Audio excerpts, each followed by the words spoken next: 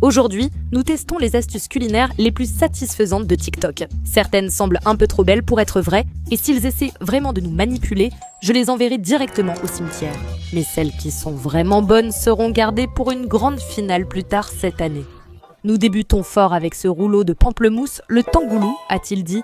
Nous allons sublimer le tangoulou alors qu'il est déjà excellent. Mais il prend essentiellement un raisin et l'enroule dans un rouleau de fruits. Je vais le couper en petits carrés. Ces rouleaux de fruits sont un peu collants, mais laissez-moi simplement l'enrouler complètement autour comme ça. C'est parfait, bien enveloppé. Soit mes dents vont souffrir, soit ce sera la meilleure invention de tous les temps. Il paraît que c'est trop de travail pour certains, car quelqu'un a suggéré de faire plus simple. Par exemple, l'enrouler dans le fruit, puis congeler. Je pense que c'est vrai, mais alors ce ne serait pas du tangoulou. Préparons-les sur des brochettes. On m'a aussi dit que les rouleaux de fruits sont encore meilleurs au congélateur. Alors, vous ne pourriez plus l'enrouler sur les raisins. Donc je pense qu'on va essayer le bingoulou, qui est le fruit déjà congelé. Maintenant, on l'enroule avec les rouleaux de fruits. Et maintenant, c'est un mélange de rouleaux de fruits enroulés avec de la glace et de raisins congelés roulés dans de la poudre acidulée. Tout en un, celui-ci ou celui-là va-t-il faire un tangoulou? Ajoutons maintenant sucre et eau dans une casserole. Portez à ébullition jusqu'à ce que ce soit bien épais et sirupeux. Je vais remuer une fois, puis je dois le laisser tranquille. Quand la température atteint 300 degrés, j'incline la casserole. Prenons notre rouleau de fruits classique au raisin et enrobons nos raisins dans ce sucre sirupeux, puis plongeons-les immédiatement dans de l'eau glacée. Le rouleau de fruits fond en fait dans les sucres. Plongeons-le très rapidement, laissez-moi le sécher dans cette tasse. Et maintenant, essayons celui qui est congelé. Peut-être que les raisins congelés empêcheront le rouleau de fruits de se détacher. Essayons aussi les raisins congelés nature. Ils durcissent déjà, donc pas besoin de bain de glace, mais je vérifie quand même. Et voici le niveau 1, le niveau 2 et le niveau 3 de notre tangoulou. Essayons son astuce pour le tangoulou. Oh, je viens presque de m'arracher une dent. Je pense que le rouleau de fruits et le sucre ont un peu fondu l'un dans l'autre, et maintenant, c'est juste un gros amas collant et difficile à mâcher. J'ai enrobé mon bonbon. Testons notre rouleau de raisin glacé façon tangoulou. On a du croquant tout autour. Mais est-ce qu'un rouleau de fruits rend vraiment ton tangoulou meilleur? Pourquoi compliquer ce qui est déjà bien? Celui au raisin était le meilleur, et cette astuce de tangoulou au rouleau de pamplemousse va directement au cimetière. Restez avec nous pour voir quelle astuce ira en finale du championnat plus tard cette année. Nous allons ensuite essayer une astuce de ramen avec du papier de riz pour en faire des raviolis. Nous allons d'abord cuisiner notre bulldog carbonara, c'est le seul que je supporte vraiment. Je vais plonger ce bloc 5 minutes dans l'eau bouillante. Astuce pour cuire les ramen, après 1 minute, retournez-le pour qu'il cuise uniformément. Voilà, les ramen sont cuits et égouttés. Je vais le verser dans un bol, puis ajouter l'assaisonnement. Poudre de fromage et sauce épicée, juste quelques gouttes. Quelqu'un m'a validé en disant « D'accord, mais honnêtement, je ne peux mettre que 3 à 5 gouttes de sauce. Pareil, c'est suffisant, juste pour la couleur. Ok, maintenant, préparons notre ravioli. Elle prend sa feuille de riz et dit de la tremper dans de l'eau froide pour qu'elle ne devienne pas pâteuse. Elle est censée devenir souple et maniable comme ça. Ensuite, elle ajoute du fromage, du ramen, encore du fromage, puis replie le tout en un petit ravioli. D'accord, je vais faire ça un peu comme un burrito. Je replie l'intérieur. Oh non, c'est tellement collant. D'accord, on replie les côtés, puis on plie. Et voilà. C'est un petit paquet mignon. Quelqu'un a dit qu'il n'aimait pas quand je dis « quelqu'un a dit ». Donc, cet autre commentaire disait « d'une certaine façon, ça ne fait tout simplement pas le même effet. Une couche d'œuf frit serait incroyable aussi. » Regardez ce que j'ai, essayons ça. Oui, et tant qu'on y est, j'ai vu d'autres personnes ajouter un peu d'oignon vert dedans. On doit aussi le recouvrir de plus de fromage. Oh là là, c'est un peu trop gros pour le plier comme l'autre, alors laissez-moi essayer de l'aplatir. C'est plus comme un burrito de ramen maintenant qu'un ravioli de ramen, mais on y est arrivé. Dans une poêle, elle vaporise un peu d'huile. Quelqu'un affirme qu'il y a du croustillant ici, donc je dois verser de l'huile véritable. Faisons bien chauffer la poêle, puis nous allons saisir chaque côté jusqu'à ce qu'il soit bien doré. Waouh! Ça a l'air un peu croustillant, mais ce n'est pas vraiment doré. Je trouve que ça a l'air plutôt croustillant. Faisons un petit test ASMR. Oh oui, c'est croustillant. C'est vraiment chaud. J'espère que ça ne va pas me brûler les doigts ou la bouche. Je ne sais pas ce qui est pire, la chaleur du ravioli ou celle des ramen. C'est épicé et chaud, mais c'est bon. Mais maintenant, essayons notre expérience. Ce n'est pas un ravioli en feuilles de riz, c'est plutôt un rouleau de printemps. Vous venez de m'aider à créer une nouvelle astuce. C'est 10 sur 10. Avec l'œuf et les oignons verts, c'est tellement meilleur que tout seul. Voilà ma nouvelle astuce pour un burrito du petit déjeuner. D'après ce TikTok, il dit qu'on peut faire frire avec du sel au lieu de l'huile. Maintenant, ça semble un peu trop beau pour être vrai et un peu tiré par les cheveux. Je dois absolument essayer ça. Mais tout ce qu'on a à faire, c'est de verser le sel dans une poêle et de le laisser chauffer jusqu'à 300 degrés où il devient bien doré. Parce qu'apparemment, c'est à ce moment-là que c'est la bonne température pour faire frire tes aliments. J'utilise simplement du sel de table. J'ai tellement de questions. Par exemple, une fois qu'il devient brun, est-ce qu'on peut le réutiliser comme on peut réutiliser l'huile pour frire? Que devient ce sel? Peut-on encore le manger? Oh, le fond jaunit un peu, ça ressemble à du sable. 296 302, nous y sommes. J'entends des crépitements ici, alors je ne sais pas. Est-ce qu'il nous manipule ou ça va marcher? Essayons de faire des chips de papier de riz, car nous savons qu'il devient croustillant. Waouh! Attendez, vous vous moquez de moi? Je dois l'enterrer entièrement sous le sable. C'est dingue! C'est ça qu'ils veulent dire quand ils parlent de brûlure de sel? Oh là là, frites et assaisonné. Je me demande si c'est juste super salé. Et oui, ça brûle vraiment. C'est fou. Mais attendez, il faut que j'essaye encore une chose. Le sel peut-il aussi faire éclater du maïs? Je vais secouer un peu. Oh mon Dieu, quoi? C'est la meilleure astuce que j'ai jamais testée. D'accord, tu dois te calmer. Mais maintenant, on se demande sûrement toute la même chose. Est-ce que c'est juste super salé? En fait, ça n'a même pas du tout le goût du sel. Il n'y avait rien pour que l'assaisonnement accroche, donc ça a juste le goût de chips de riz, du popcorn, et aussi aucun goût. Je croyais qu'on échangeait un taux de cholestérol élevé contre de l'hypertension, mais en fait, ce n'est même pas salé. Cette astuce vaut 10 sur 10. Que pourrais-je encore faire frire avec du sel? Il y a cette vidéo TikTok qui circule où on est censé pouvoir changer la couleur de sa pastèque de rouge à violet avec un peu de jus bleu. Je sens qu'on tente encore de nous manipuler, mais j'ai voulu essayer. J'ai voulu embellir notre pastèque car la dernière fois avec le Powerade bleu, je l'ai changé en coucher de soleil.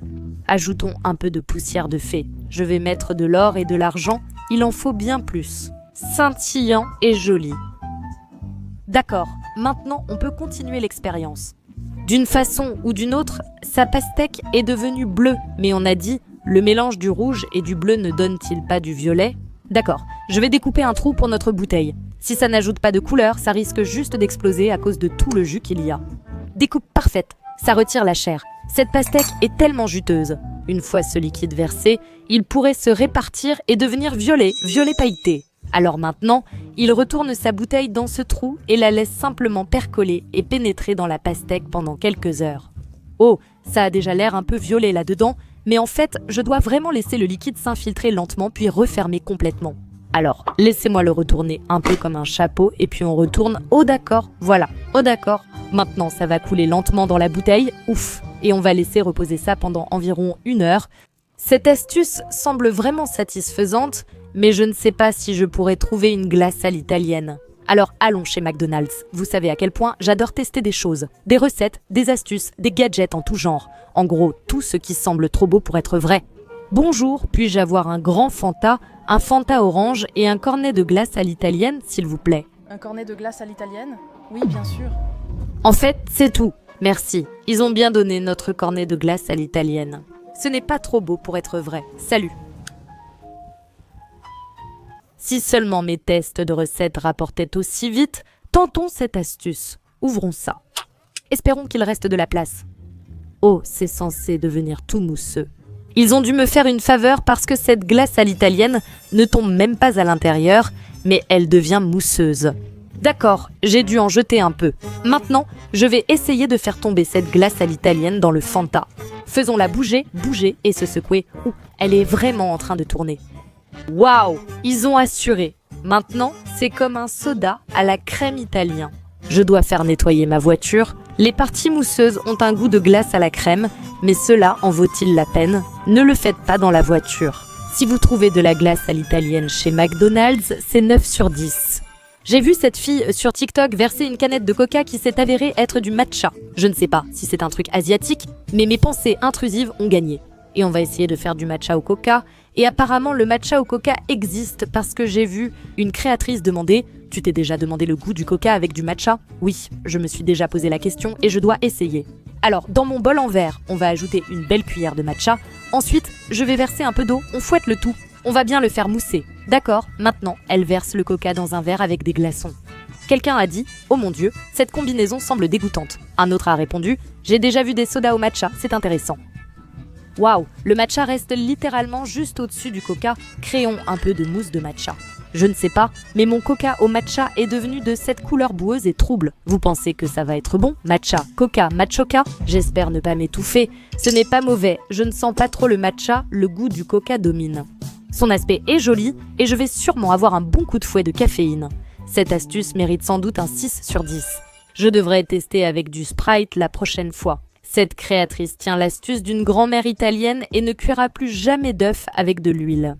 Ça semble un peu trop beau pour être vrai, mais tout ce qu'elle fait, c'est prendre un concombre fraîchement coupé et le faire tourner dans sa poêle pour créer une barrière au lieu d'utiliser de l'huile. Essayons. Mais un concombre fraîchement coupé a en effet ces petites gouttelettes de jus qui en sortent. C'est assez collant. Peut-être que ça aide. La question est, le fait-elle poêle chaude ou froide? Je ne sais pas. Je vois un peu de résidus sur la poêle, mais elle semble lisse. J'ajoute une autre couche par précaution. Maintenant, cassons l'œuf. Dès que ça a touché la poêle, le blanc a bullé. Et je vois un peu de séparation, un peu comme une croûte de fromage avec le blanc d'œuf. Quelqu'un a dit « Frérot, une grand-mère italienne ne remplacerait jamais l'huile par autre chose. Soyons sérieux. Pour cher ça reste... » Si ça marche, j'assaisonnerai avec un peu de tagine pour donner du goût à mon œuf. Les bords sont bien dorés, voyons si on peut le sortir. Oh, c'est plutôt croustillant en fait. Quoi? D'accord, attendez, quoi? C'est pas possible. Waouh! Attendez, regardez dessous, c'est comme croustillant. Regardez ça. Oh, je suis impressionnée. Avant de s'emballer, quelqu'un a justement dit « Meuf, c'est la poêle anti-adhésive que tu utilises ». Quelqu'un a dit « Fais-le sur une poêle en inox, là je serai convaincue ». Moi aussi, alors essayons. D'accord, chauffons cette poêle rapidement. Je me demande si je dois recouper ça à nouveau. Laissez-moi le faire. Mon concombre fume, je vais casser mon œuf dedans et si ça colle à la poêle, je vais pleurer. Savez-vous comme il est difficile de nettoyer un œuf sur de l'inox et il n'y a pas le grésillement habituel sans huile classique. Mais je vois à nouveau le blanc d'œuf faire des bulles et cette petite goutte commence à former une croûte.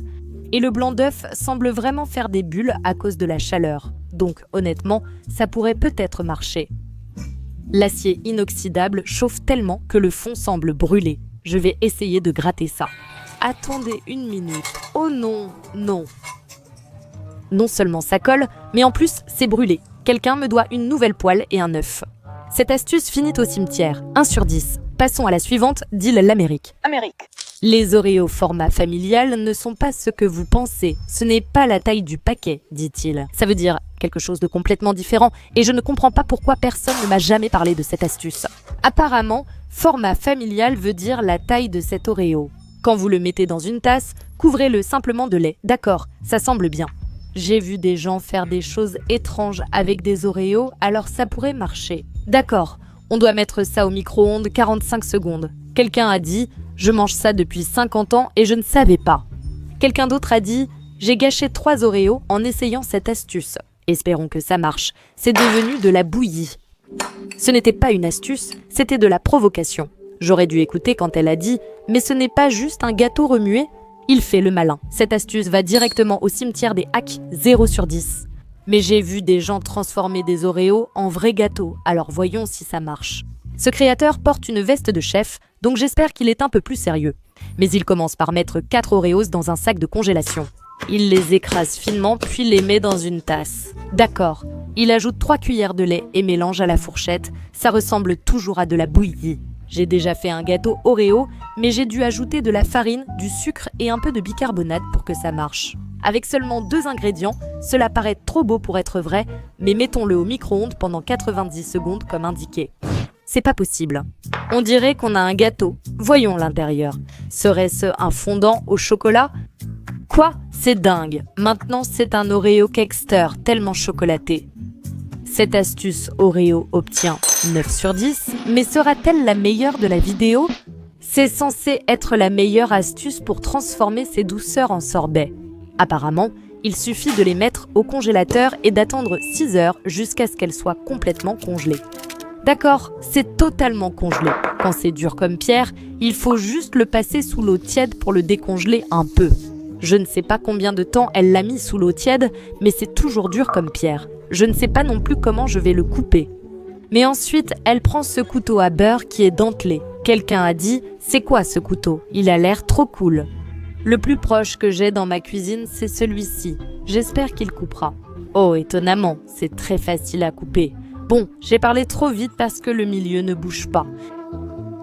On m'a dit « Coupe-le avant de le congeler » et voilà. Mais maintenant, elle met directement les quartiers d'orange dans sa bouche. Quelqu'un a dit « J'ai mal aux dents en voyant ça ». Eh bien, moi, j'ai les doigts gelés en le faisant.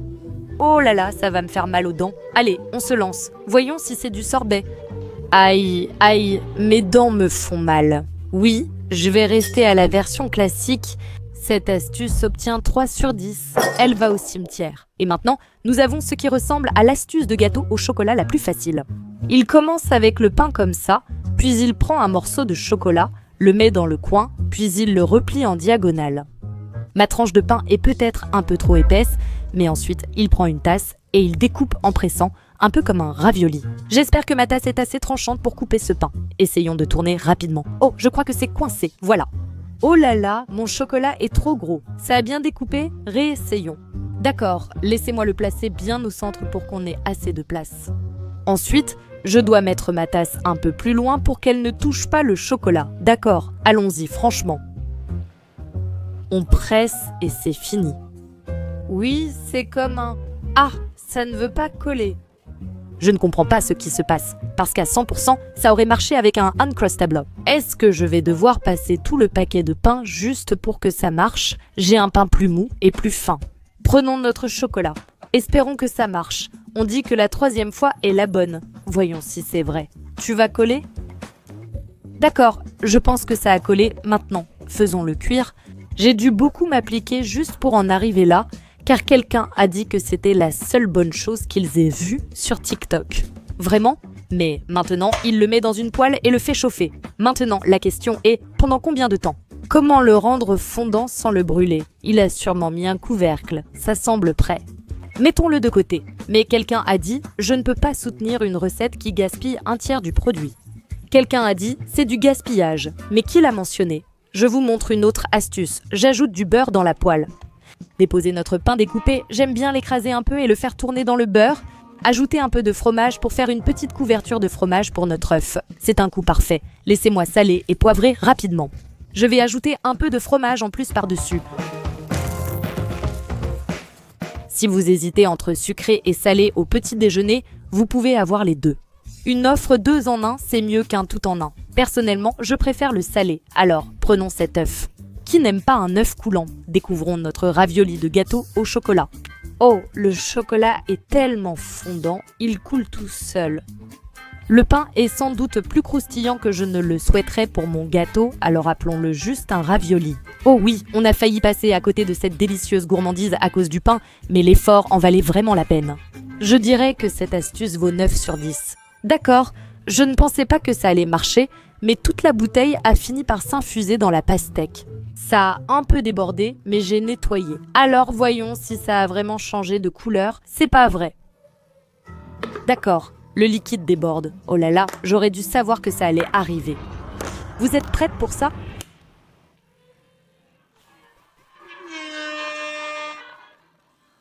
Comment le rouge et le bleu sont-ils devenus jaunes? Et ça dit aussi, appuyez juste sur le bouton « J'aime » et n'oubliez pas de vous abonner. D'accord, désolé d'avoir fait ça, mais laissez-moi vous montrer ce qui s'est vraiment passé. Je l'ai laissé reposer longtemps. Et disons simplement que tout le liquide a fini par se répandre au-dessus du trou. Même si la couleur a un peu changé et qu'on a ajouté des paillettes à notre pastèque,